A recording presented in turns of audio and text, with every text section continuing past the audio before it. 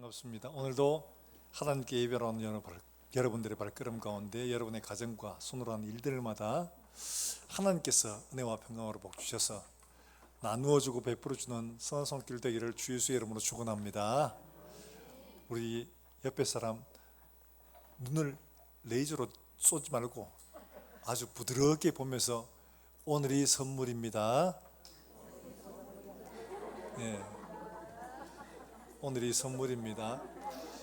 영어의 오늘이라는 말과 현재라는 말 그리고 선물이라는 말이 같은 단어로 되어 있습니다.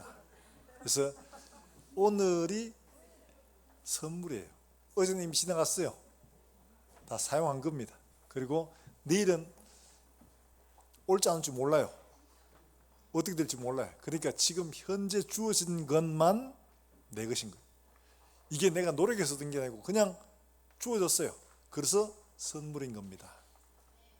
자, 우리 옆에 사람 눈을 보고 이래 보지 말고 부드럽게 보시면서 현재가 축복입니다. 현재가 선물입니다. 네. 선물을 어떻게 사용하느냐 굉장히 중요하죠. 그저 주어진 시간 살아있으니까 어쩔 수 없이 시간 버틴다. 이게 아니라 선물을 귀하게 여기고 잘 사용하면 선물을 주신 하나님 앞에 우리가 감사하는 사람이 되지 않겠습니까? 이 시간 하나님 앞에 우리의 마음을 뜻을 힘을 다하여 우리에게 주신 이 현재의 시간 감사함으로 선물을 받고 하나님 앞에 드릴 수 있는 그런 우리 모든 성도들이 되시기를 주 예수의 이름으로 축원합니다.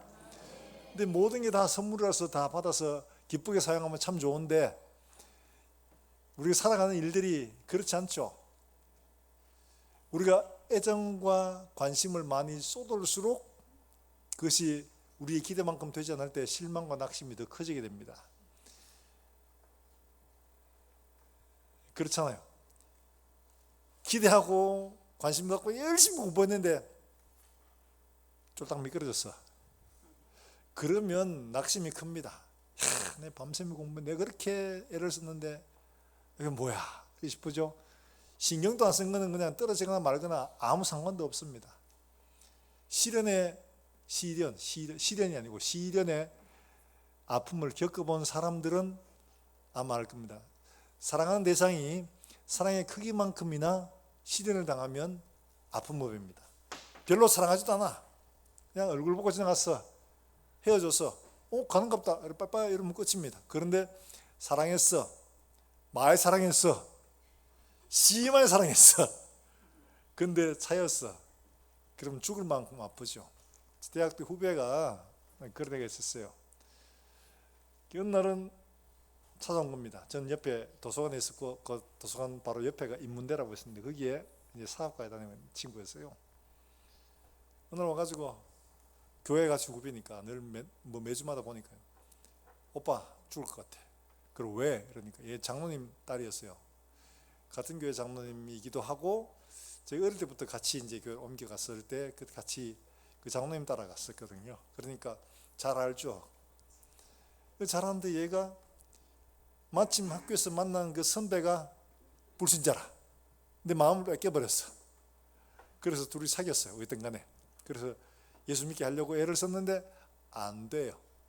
그래서 오빠 나하고 사귀고 하려면 앞으로 계속 사귀려면 예수를 믿어야 된다. 이러니까 야 종교의 자유가 있지 뭐 따로따로 종교는 가져도 되지 종교가 꼭 하나일 필요 없는 거 아니야?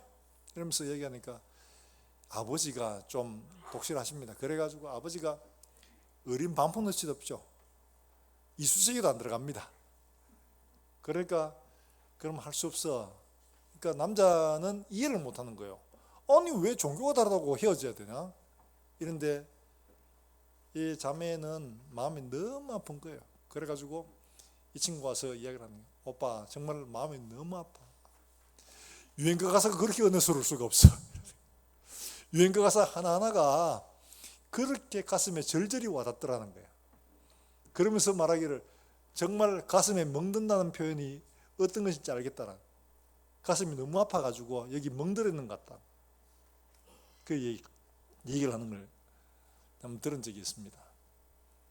우리 그렇잖아요. 사랑하고 기대하면 훨씬 더 애정도 많이 가고 기대하는 것도 커집니다. 그런데 그게 어그러지면 실망하고 낙심하는 게 훨씬 더 커집니다. 오늘 그 한 사람 엘리야 이야기입니다. 엘리야는 어떤 사람이냐? 우리가 잘 알다시피 사르밧 과부 집에서 그 집안에 가루통, 밀가루통, 그 다음에 기름병 채워줘가지고 이 두 식구가 모자가 3년만 동안 살아남도록 해줬죠. 그 다음에 한 자녀를 가지는 집 주인, 그 자녀가 죽었는데 그 아들 살려줬죠. 결정적으로 잘하는 바알과 아세라 선지자들과 대결했어요. 온 이스라엘이, 북이스라엘이 진짜 우상의 도가니가 되어 있으니까, 야, 다 나와! 진짜 하나님 누구인지 내가 보여주마! 이러니까 850명 바알과 아세라 선지자들과 그 다음에 엘리야는 딱 하나 갈멜산 꼭대기에서 내기를 한 거예요. 누가 참신인지 확실하게 보여줄게. 그러면서 먼저 바알과 아세라 신들, 그 선지자들이, 제사장들이 모여가지고 춤을 추고 막 제사를 드리고 막 하는데 칼로 자기 몸을 끄어가면서 막 바알이야 바알이야 이러면서 막 난리를 하루 종일 했는데도 바알이 응답을 안 하는 거예요. 그러니까 엘리야가 조롱을 하죠. 야, 잠자고 있는 모양이다. 빨리 깨워야 되겠다. 좀 더 크게 해라. 어디 출장 가는 모양이다. 불러봐라. 하면서 막 했죠. 그리고 하루 종일 했는데 안 돼. 그 저무렵에 비켜봐라. 내가 할게. 그래서 제단을 쌓고 거기에 물을, 그 가뭄에 물을 기어가지고 장작 위에 다 붓고 재물에 붓고 불이 안 붙을, 자연적으로 붙을 수 없는 상황을 만든 거예요. 그 도랑에 물이 가득 찼어요. 자, 다 모여봐. 하나님, 이렇게 하나님 이름 부르고 하나님 기도했습니다. 그러자 하늘에서 불이 내려가지고 그 제물과 제단과 그 도랑의 물까지 몽땅 다 태워버렸죠. 그러니까 백성들이 뭐라고 했냐? 그는 여호와, 그는 여호와다 이러면서 백성들이 다 인정을 한 겁니다. 아, 이쯤 되면 막 의기양양하겠죠. 그래서 바알과 아세라 선지자 850명을 다 기드론 시내가로 끌고 가서 다 처형을 해버렸어요. 이만하면 이스라엘 변화가 좀 일어나야 하는데 변화가 없었던 겁니다.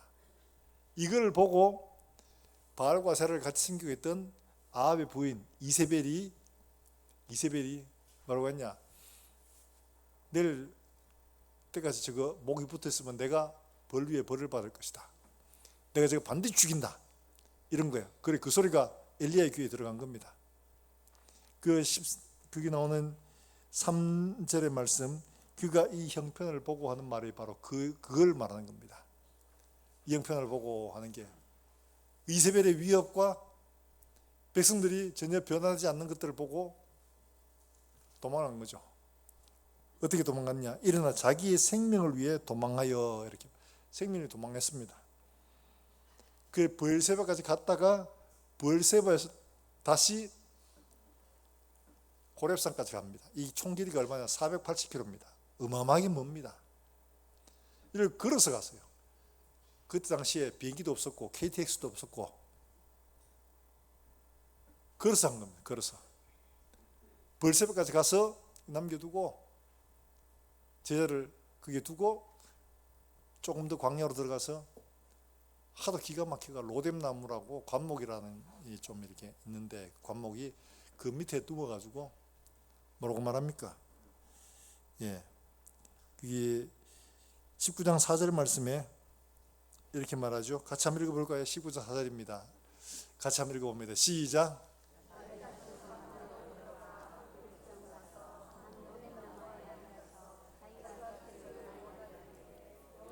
넉넉하오니 지금 내 생명을 거두시옵소서. 나는 내 조상들보다 낫지 못하니라 하고. 자, 그 말을 좀 더 구체적으로 한 게 14절에 나오죠. 14절 말씀인데 같이 한 번 더 읽어보겠습니다. 엘리야가 죽으려고 했던 이유가 어디 있냐? 바로 이거죠. 같이 한번 읽어봅니다. 시작.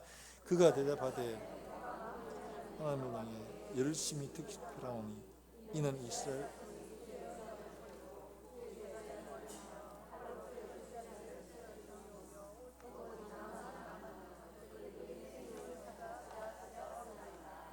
예. 하나님을 향해서 열심히 특심했기 때문에 더 실망이 큰 거예요. 아무런 변화도 아무런 그것도 없어요. 그러니까 주여 넉넉하오니 내 생명을 취하소서. 여러분, 이거 엘리야만 하는 소리 아니죠? 우리도 갑니다.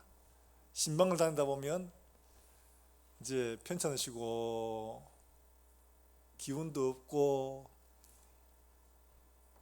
다른 분은 저희 이모 이야기입니다. 90이 넘으셨는데, 이러니까 고생을 많이 하셨어요. 교회 개척할 때부터 시작해서 참 많이 고생을 하셨어요. 이제 몸도 병들고 치매도 오고 이러니까 주여 넉넉하오니 내 생명을 취하소서. 하나님, 나 좀 데려가세요. 나 좀 데려가세요. 내 할 일 다 했잖아요. 이제 내 할 만큼 했잖아요. 이제 나 좀 데려가 주세요. 그러는 거예요. 여러분, 이게 엘리야나 제 이모하는 이야기가 아니죠. 우리가 종종 그런 생각들을 합니다. 이만하면 됐다. 뭐 더 이상 내가 내 쓸 데가 있나? 내가 쓸 데가 있는, 내가 다 사용했고 내가 할 거 다 했는데 이제 그만 하나님이 싹 들어가시면 좋겠다, 이래 싶은 마음이 참 크죠. 낙심의 깊이는 주를 사랑하는 만큼 더 커지고 더 깊어집니다. 그러면 하나님 사랑 안 해야지 그런 말이 아니에요. 좀 더 깊이, 물이 안 나올 때, 웅얼을 때 팠는데 물이 안 나와. 그러면 에이 차프자가 아니고 더 깊이 파면 물이 나옵니다. 더 깊이 파는 게 필요한 거죠. 자, 이게 뭘 말하느냐 하니까 싸움의 본질을 생각하라는 거예요. 싸움의 본질을. 지금 거기에 3절에서 이 형편을 보고 일어나 자기의 생명을 위해서 도망갔습니다. 분명히 14절에는 형편이 어때요? 이세벨이 선지자를 다 죽이고 나만 남았는데 내 생명도 찾습니다. 그러니까 내가 도망가야지, 이러면서 가는 거예요. 자, 엘리야는 정말 위대한 선지자입니다. 그런데 그런 선지자라도 이렇게 너무 실망하고 어떤 문제가 복합적으로 막 겹치다 보면 순간적으로 정말 이런 본질적인 문제를 놓치게 될 수가 있는 겁니다. 그러므로 우리는 우리의 싸움의 본질적인 것, 우리가 신앙생활하는 본질적인 것을 늘 기억하고 생각해야 한다는 거죠. 그렇지 않으면 자칫 우리도 이런 절망감에 빠지기 쉽습니다. 현대도 여러분 이런 일들이 있습니다.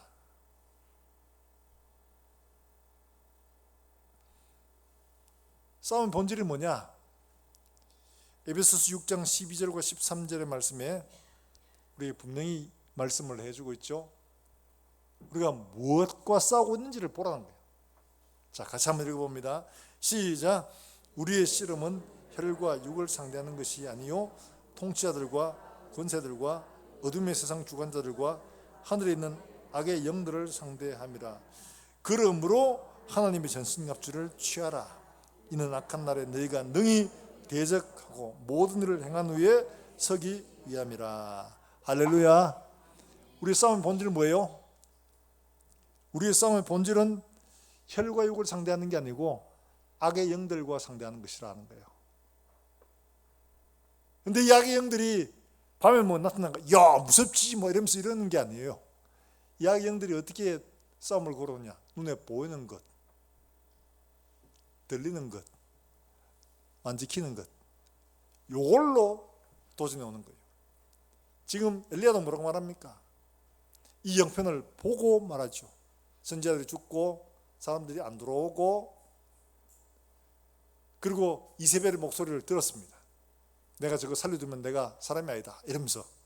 그러니까 악의 영들이 우리를 시험하고 도전해 올 때 보이지 않는 것으로가 아니고 눈에 보이는 것, 들리는 것, 느껴지는 것으로 도전해 오는 겁니다. 그럴 때 그 보이는 것, 들리는 것, 그걸 그대로 보지 말고 그 뒤에 우리의 싸움의 본질, 세상 주관자들과 하늘에 있는 악의 영들에 상대하는 이것을 우리가 알아야지 우리가 무장해야 될 것을 제대로 무장하고 싸울 수가 있는 거예요. 이걸 제대로 무장하지 못하면 여지없이 우리도 역시 다 했는데 뭐 이제 넉넉하오니 나를 좀 데려가 주이소, 이 말 할 수밖에 없습니다. 육신이 약해서 얼마든지 이럴 수 있지만 거기에 늪에서 헤어나오지 못하는 게 아니라 우리가 이게 악한 영의 공격이구나, 이겨야지 일어설 수가 있는데 그렇지 못하면 일어설 수가 없는 거예요. 그러다 보니까 이제 어떤 권사님 믿음 생활하는 것을, 기도하는 것을 뭐라고 말하냐? 희망 고문이라고 말하는 거예요. 목사님 이제 그만 희망 고문 좀 하지 말아주세요. 좀 편하게 신앙생활 좀 하게 해주세요. 기도해라, 말씀 봐라, 기도해라 하는데 안 되는데요. 그러니까 낙심이 되는 거죠. 실망이 되는 거죠. 그러니까 신앙생활하는 거, 말씀을 믿고 듣는 것들, 기도하는 것들을 희망 고문이라고까지 표현을 하는 거예요. 싸움의 본질을 보지 못하니까 보이는 것들, 들리는 것들, 손으로 느끼시는 것들 때문에 낙심을 하고 실망을 할 수밖에 없더라는 거죠. 사랑하는 여러분들, 지금 엘리야는 참 큰 성과를 이루었습니다. 그런데 하나님은 우리에게 성과를 요구하는 게 아닙니다. 우리가 착각을 하면 안 됩니다. 성과가 아니라 성장을 원하시는 겁니다.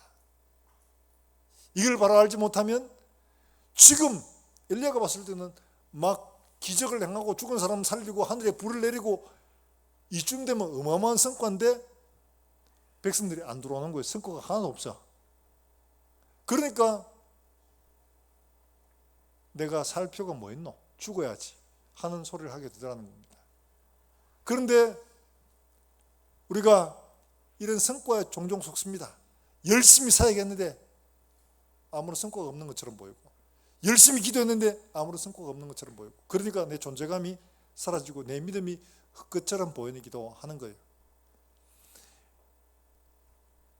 성과로 우리를 평가하는 게 아니라 하나님은 성장으로 우리를 부르시고 계시다는 사실을 기억하시기를 주의 이름으로 축복합니다. 예, 성장으로 봐야 하는 게 이유를 하나님은 우리에게 분명히 말씀을 하고 있습니다. 어디에서? 로마서에서 우리에게 분명히 말씀을 하고 있어요. 자, 로마서 8장 말씀 한번 볼까요? 로마서 8장 29절 30절 말씀. 자, 같이 한번 읽어봅니다.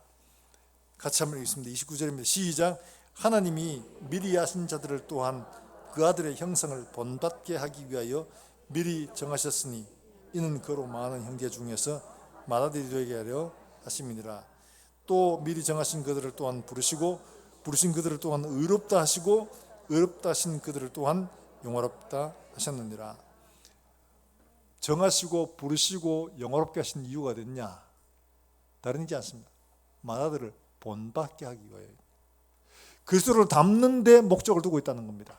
우리를 부르신 목적, 기적을 행하고 능력을 행하고 많은 성과를 이루는 게 아니라 예수 그리스도를 닮는 이 일들에 목적을 두고 계시더라는 거예요. 성장해 주죠. 성장을 원하시는 거예요. 사역을 많이 하고 많은 성과를 거두고 이게 목적이 아니라 예수 그리스도를 닮아가는 거기에 목적을 두고 우리를 부르시다는 사실입니다. 이게 바로 싸움의 본질이에요. 그래서 영적인 싸움을 준비하고 영적인 무장을 해야 되는 게 바로 거기에 있는 겁니다. 예수님을 시험했던 사탄도 어떻게 했습니까? 제일 먼저 광야에서 예수님을 만났을 때 시험을 할 때 무슨 시험을 했죠? 첫 번째 시험이 뭐였죠? 그렇죠. 돌로 떡을 만드는 거. 여러분 생각해보면 저는 말씀을 읽을 때마다 어릴 때도 그런 생각했습니다. 예수님 내가 돌로 떡 만들어 왜 그래 유치한 시험을 하나 이런 생각이 들더라고요. 왜? 예수님 말씀 한마디면 배 안 고프게 하실 수도 있는데 굳이 뭐 떡을 만들어라 뭐 먹어봐라 뭐 그 이야기 할 필요 뭐 있어요. 그러면 무슨 떡을 만들까? 찹쌀떡, 시루떡 뭘로 할까? 이런 거 아니죠. 배 안 고프게 해도 얼마나 돼요. 그런데 굳이 보이는 떡, 느껴지는 떡, 그리고 체험할 수 있는 것들, 이런 것들로 바꾸어 보라고 시험하고 있는 겁니다. 달리 말하면 마귀의 시험은 우리가 보이는 것, 들리는 것, 만져지고 느껴지는 이런 것들로 우리를 시험한다는 거죠. 영적인 싸움이 그냥 공중의 머릿속에서 왔다 갔다 하는 게 아니라 현실 세계에 보여지는 곳에서 일어나는 겁니다. 그걸 바라야 돼요. 그러니까 우리에게 지금 일어나고 있는 이런 문제들의 그 본질 뒤에 있는 것들을 볼 줄 아는 지혜로운 마음이 필요한 거죠. 믿음이 진짜 필요한 거예요. 영안이 그게 열려 있다는 거죠. 그걸 알지 못하고 단지 보이는 것, 들리는 것, 느껴지는 것, 이것 따라가면 육에 속한 거예요. 그게 마귀한테 넘어가는 겁니다. 싸움의 본질, 내가 얼마나 성과를 냈는가. 지금 엘리야도 그렇잖아요. 나만 남았습니다. 좀 많이 남았으면 좋겠는데 나만 남았습니다. 이러잖아요. 성과가 없다는 거죠. 그러나 하나님은 성장을 원하시는 거예요. 그에게. 우리가 예수를 믿고 신앙생활할 때 전도하는 것, 봉사하는 것, 업적을 남기고 싶은데 하나님은 그걸 원하는 게 아니에요. 여러분들 꼭 기억하세요. 우리가 그리스도 예수를 닮기를 원하십니다. 자, 옆 사람 한번 보십시다. 예수님 좀 닮은 것 같아요.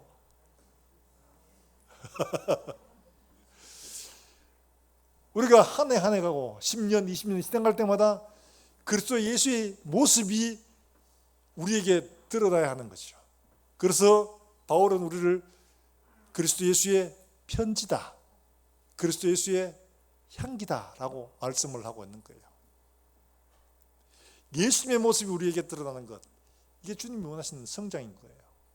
사랑하는 여러분들, 우리가 효용가치로 우리 자신을 보지 말고 내가 얼마나 예수님을 닮았는가, 이것으로 하나님 앞에 나 자신을 세울 수 있기를 주 예수 이름으로 축원합니다. 이게 진짜 주님이 원하시는 거예요.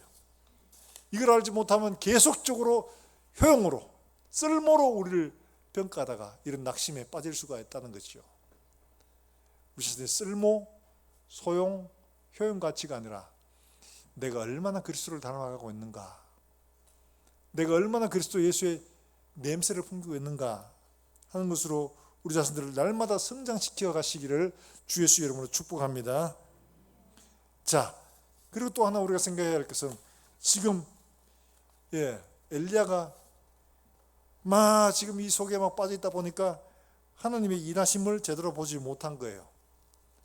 하나님 일하심을, 그걸 미처 생각을 못한 겁니다.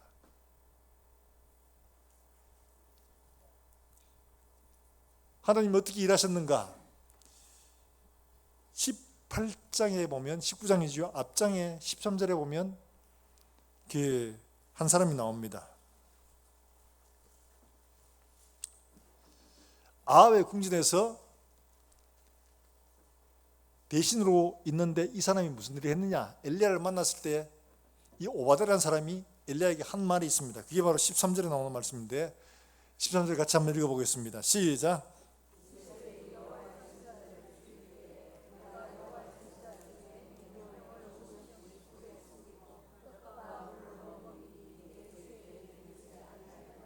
자, 여러분 깜짝 놀라요. 엘리야는 나만 남았습니다 했는데 이미 오바댜라는 사람이 그 아합의 궁전에서 뭐이 말하죠. 이세벨이 엘리야 그 하나님 선자를 다 죽일 때 그때 100명을 빼돌려가 50명씩 굴에 넣어놓고 떡과 물로 그들을 섬긴 일들을 모르십니까? 알고 있지 않습니까? 이렇게 말합니다. 이걸 미처 생각을 못한 거예요. 나만 남은 게 아니라 이미 100명이 남아 있었다는 거죠. 그 어려운 환경 가운데 100명을 하루 이틀도 아니고 먹이 살리는 거, 이게 쉬운 일이 아닙니다. 근데 이 일을 오바댜가 했다는 거예요. 어디 그뿐만 아니죠. 하나님이 어떻게 일하셨는가, 이렇게만 아니라 19장 18절의 말씀에서 이렇게 말씀하고 계시죠. 같이 한번 읽어봅니다. 시작.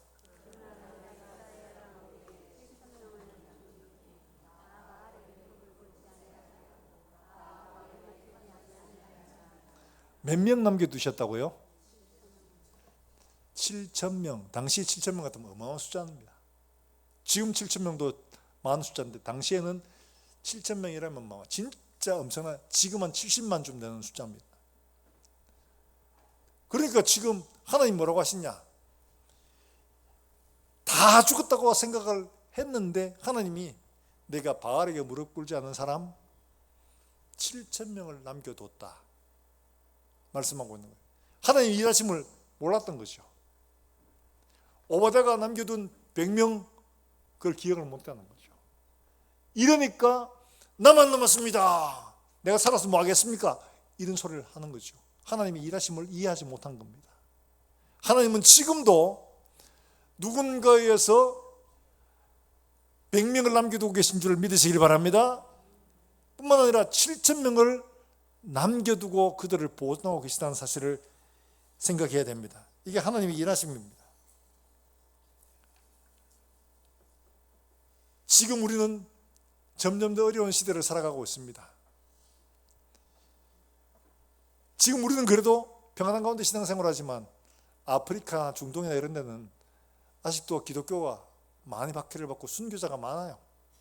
나이지리아 이런 데서는 그냥 예배드리다가 그냥 집단적으로 그냥 그 무슬림들 오토바이 타고 와가지고 교회 문 들고 박차고 들어가서 막 총으로 난사해가 죽고 하는 사건들이 언론 보도에서 우리 신문에 안 나옵니다만 해외 언론에서 이렇게 보도가 되고 해요.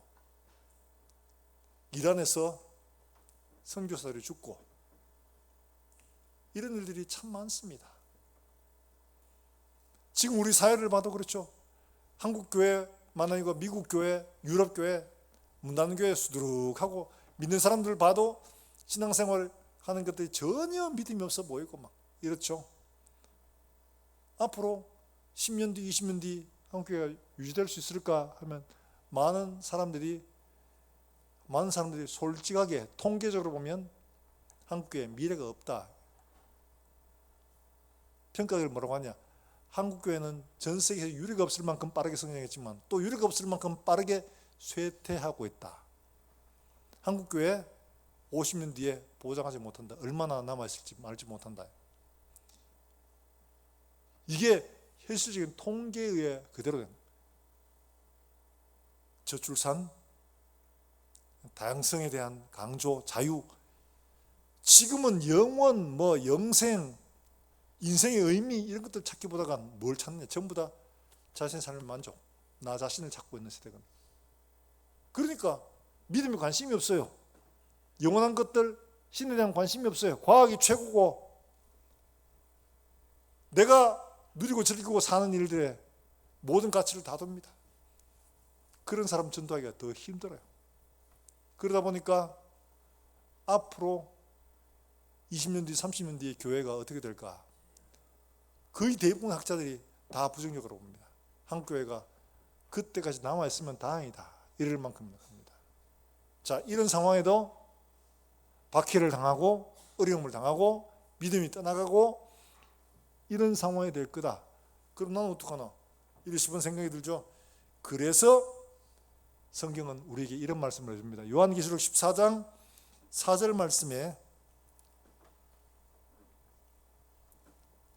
볼까요? 같이 한번 읽어봅니다.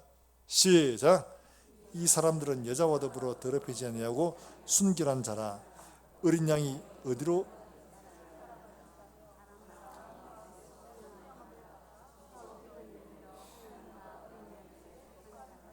자 12절과 12절 말씀 같이 한번 읽어봅니다. 요한계시록 14장 12절 말씀이요. 같이 한번 읽어봅니다. 시작.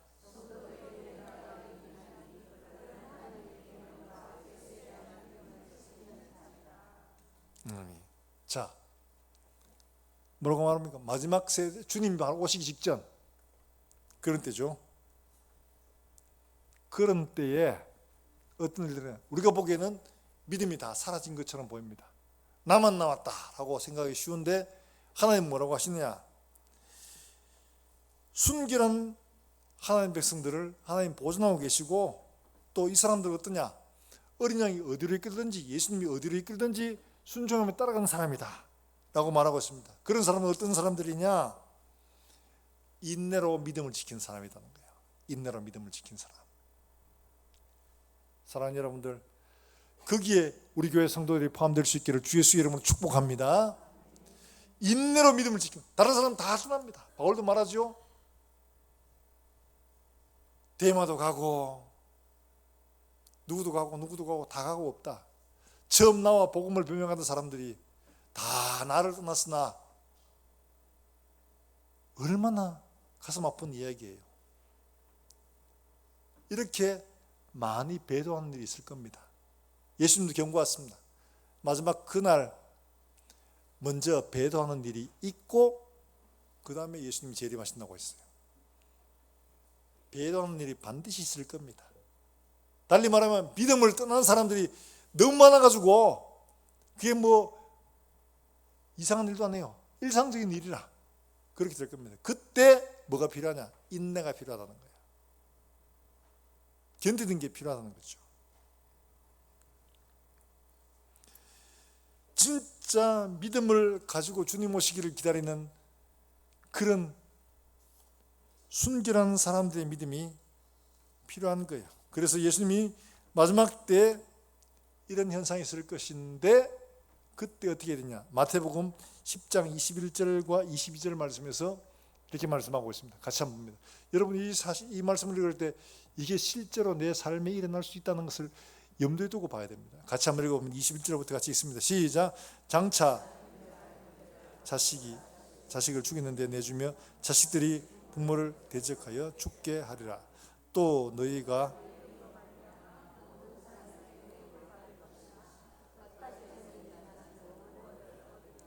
아멘. 자, 마지막 때 예수님이 경고하고 있는 말씀입니다. 부모가 자식을, 자식이 부모를 죽는데 내준다는 거예요.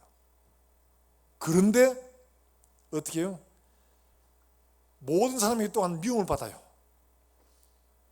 그럼에도 불구하고 끝까지 견디는 사람. 끝까지 견디는 사람. 이게 뭘 말하는 거예요? 견디다는 것은 어떤 목적성을 가지고 있는 겁니다. 버티는 것은 목적보다는 그 자체로, 버티는 그 자체가 목적인데 버팀보다가 견딤을 우리가 생각하는 거예요. 견디는 것은 분명한 목적을 가지고 있는 거예요. 믿음을 가지고 하나님 말씀을 지키고 인내하는 것, 마지막 때 굉장히 어려운 일이다. 그런데 엘리야를 통해 말씀하신 것들은 우리가 보기에는 나만 넘습니다 라고 말할 수 있을 것처럼 보여도 하나님은 바알에게 무릎 꿇지 않은 7,000명을 남겨주신 것처럼 이때도 하나님의 어린 양이 이끄시는 대로 따라가는 순결한 믿음의 소유자들이 있을 것이라고 말씀하고 있습니다. 그 사람들이 구원받는 겁니다.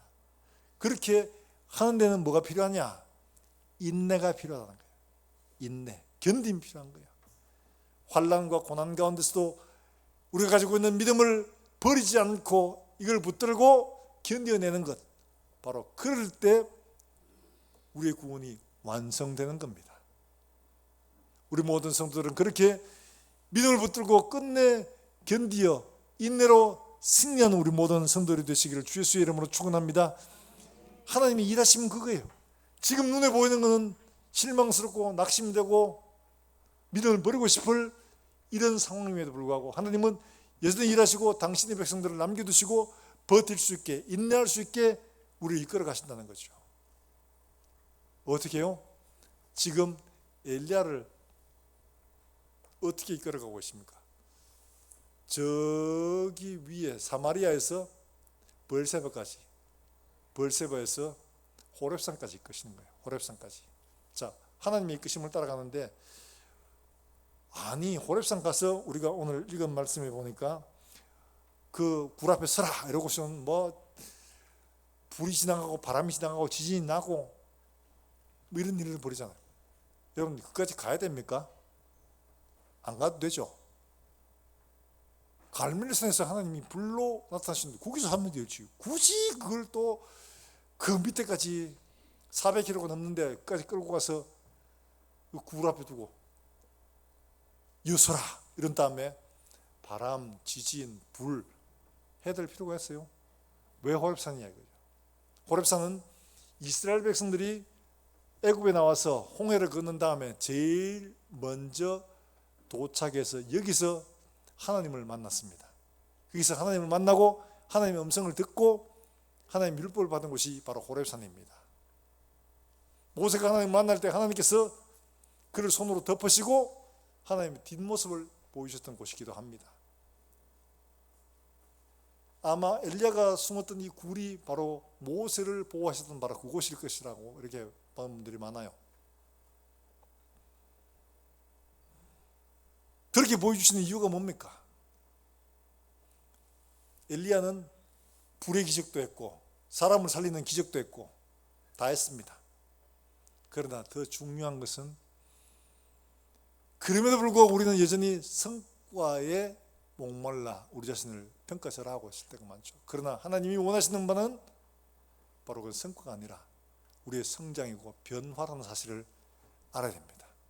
그리고 더 한 가지 필요한 건 뭐냐?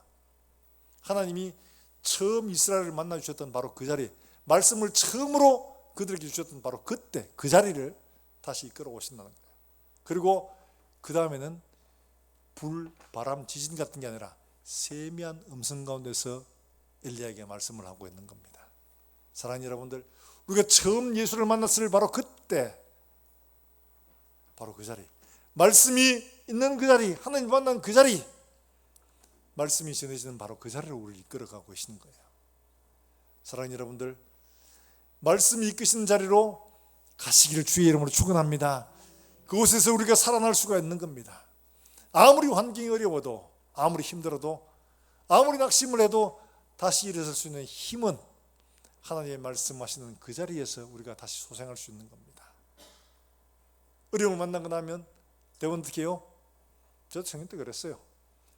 답답한 일이 있고 이러면 어디로 갑니까? 어디로 갑니까? 해외로 가자.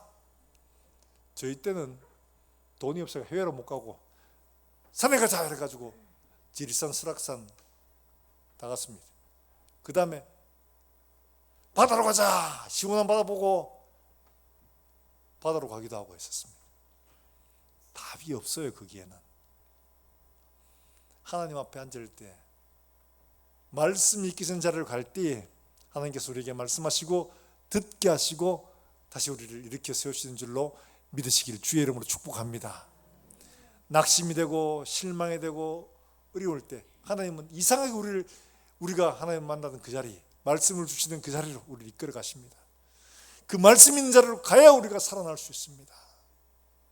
여행 간다고 놀러 간다고 해결되지 않습니다. 우리 영혼이 살아날 때 우리가 살아날 수가 있는 거예요. 세미한 음성 가운데 하나님을 만나시기를 바랍니다. 말씀을 듣는 가운데 우리가 살아날 수 있기를 주 예수 이름으로 축복합니다. 바로 그 자리, 우리 낙심되고 어려울 때 하나님이 이끄시는 이 걸음을 따라가시길 바랍니다. 됐어요, 내가 알아서 할게, 이런 게 아니라 말씀이 이끄는 자리로 가셔서 하나님의 말씀을 들으면 우리 영혼이 살아나고 소생할 수 있는 길이 열리게 되는 겁니다. 우리 모든 성도들은 어렵고 힘들 때마다 이렇게 하나님이 우리를 이끄시는 이 이끄심을 따라 다시 살아날 수 있는 우리 모든 성도들이 될 수 있기를 주 예수 이름으로 축원합니다. 축원합니다. 여러분 이 시간 함께 찬송하겠습니다.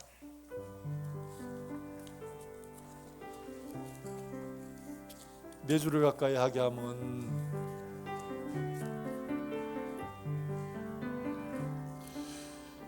내 주를 가까이 하게 함은 십자가 짐 같은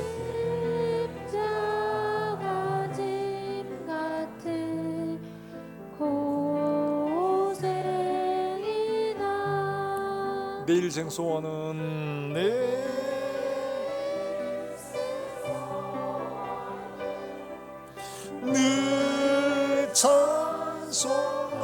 찬송하면서 주께 더 나아가기 원합니다. 내 고생하는 것, 내 고생하는 것, 야곱이 돌베개 베고잠 같습니다. 베개 베고잠 갔습니다.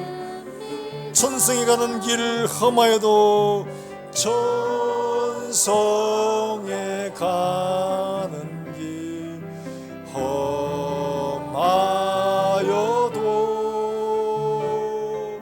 생명길 되나니 은혜로다. 야곱이 잠깨어 야곱이 잠깨어 일어난 후 돌단을 쌓은 것,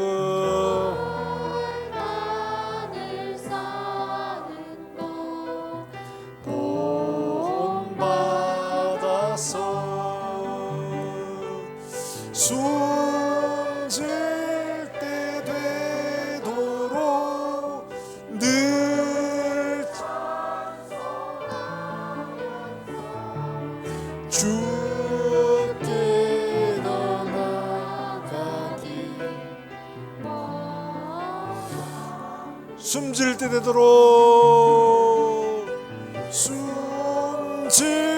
때 되도록 늘 찬송하면서